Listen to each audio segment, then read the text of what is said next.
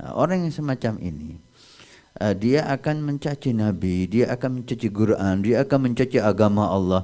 Intinya apa? Dia ingin terkenal. Karena dengan dia mencaci Al-Quran, agama, dia akan dibahas oleh semua orang. Ya Habibi ya Muhammad. Dari Hasbi di Gading, pertanyaannya adalah bagaimana sikap kita melihat postingan-postingan orang artis yang dengan terang-terangan menghina umat Islam, katanya Ustaz, bahkan menghina Nabi. Bukankah membiarkan orang-orang berbuat kedolim merupakan bagian dari mereka?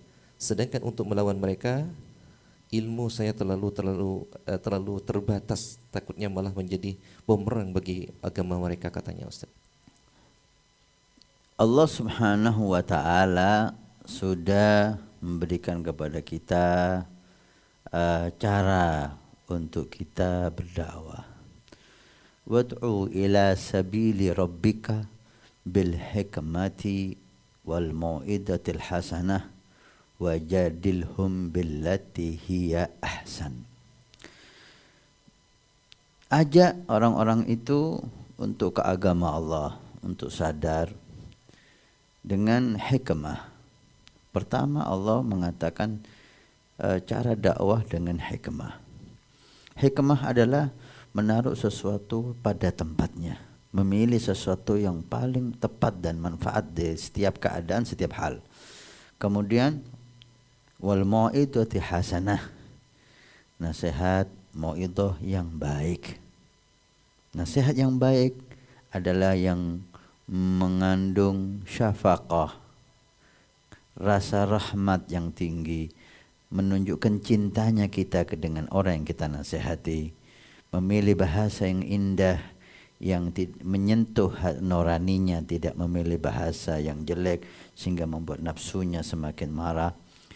Kalau perlu debat, wajadilhum billati hiya ahsan. Kalaupun perlu perdebatan dengan yang baik. Baik. Maka dalam mensikapi semua hal, termasuk yang ditanyakan tadi itu, adanya oknum-oknum yang berusaha memancing kemarahan umat dengan menghina baik itu Nabi atau Al-Quran atau agama Allah yang suci ini. Jika disadari, tidak ada satu makhluk pun yang bisa menghina agama Allah yang suci ini. Tidak ada satu makhluk pun yang bisa menodai kesucian dan keagungan Nabi Muhammad sallallahu alaihi wasallam atau Al-Quran. Apapun yang dilakukan mereka sama sekali tidak berarti. Itu yang pertama. Kemudian orang yang berbuat seperti itu, mencaci Nabi, mencaci Quran, mencaci agama, itu satu, dia ingin terkenal. Karena dikatakan oleh orang Arab, kalau kamu ingin terkenal, maka kencingilah air Zam-Zam. Dengan berbuat hal yang artinya gila, maka orang itu akan cepat terkenal. Dan sekarang ini banyak orang yang ingin terkenal, ingin viral. Maka dia berbuat apapun yang membuat dia semakin terkenal. Banyak cara. Kita lihat ada yang memakai sadar, memakai jilbab, kemudian viral lah dia. Setelah selesai enggak viral lagi, dia mengambil sikap lagi, melepas jilbabnya, itu viral lagi dia. Gimana caranya dia viral? Sekarang orang itu ingin viral, tidak ingin selamat nanti di hari kiamat. Orang yang semacam ini, dia akan mencaci Nabi, dia akan mencaci Quran, dia akan mencaci agama Allah. Intinya apa? Dia ingin terkenal. Karena dengan dia mencaci Al-Quran, agama, dia akan dibahas oleh semua orang, yang akhirnya menjadi viral lah namanya dia dan terkenal. Maka sikap kita dengan orang yang semacam ini biarin dia, jangan dikomentari.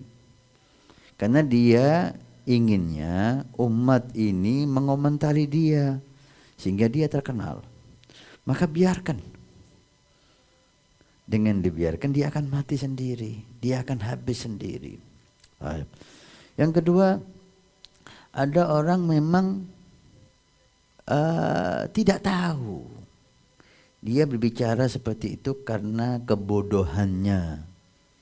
Maka orang semacam ini perlu kita datangi, perlu kita nasihati dan kita tunjukkan bahwa apa yang dia katakan itu salah dan mengandung akibat yang fatal dalam agama dan seterusnya. Tidak perlu kita caci dia di podium, di media massa dan seterusnya. Yang ketiga, ada orang berbuat semacam ini karena sengaja ingin merusak agama Allah Subhanahu wa taala. Ini orang yang sangat jelek. Maka wajadilhum billati hiya ahsan. Kita perlu menunjukkan kebodohannya, kita perlu menunjukkan kesalahannya supaya masyarakat tahu bahwa ini orang bodoh, bahwa ini orang salah. Tidak dengan mencaci dia, tidak dengan membuat dia tadi itu hina dengan kalimat-kalimat yang kotor dari lisan kita. Lah, jangan membuat masyarakat malah kasihan dengan orang yang salah karena sikap kita yang gak tepat. Kadang-kadang orang masyarakat menilai dia salah, tapi ketika dihujat, dicaci, dizalimi, sehingga dia dibela oleh masyarakat. Karena masyarakat kita ini cenderung membela orang yang dizalimi, orang yang dicaci, tidak membela yang benar. Maka kita harus bijak dalam mensikapi semua hal. Jangan kita terpancing. Jangan kita terpancing. Jangan kita selalu emosi dalam segala hal. Ya. Kadang-kadang mereka memang menuntut kita untuk kita ini emosi dan marah. Kalau kita emosi, berhasil misi mereka. Gunakan, ketika dia mencaci Quran, gunakan bahwa cacian itu membuat kita semangat untuk menyebarkan Al-Quran dan mempelajari Al-Quran. Tanpa membahas dia. Kalau dia mencaci Nabi Muhammad SAW, gunakan itu untuk tambahan semangat untuk kita menyebarkan siapa itu Nabi Muhammad, akhlak Nabi Muhammad, sunnah Nabi Muhammad. Kalau dia mencaci agama ini, gunakan hal itu untuk semangat kita untuk berdakwah membela agama ini tanpa membahas mereka. Ini cara yang paling tepat. Sehingga kita tidak berhenti berdakwah dan mereka pun akan berhenti mencaci karena enggak ada yang mengomentari. Mudah-mudahan Allah Subhanahu wa taala menunjukkan kepada kita jalan yang benar.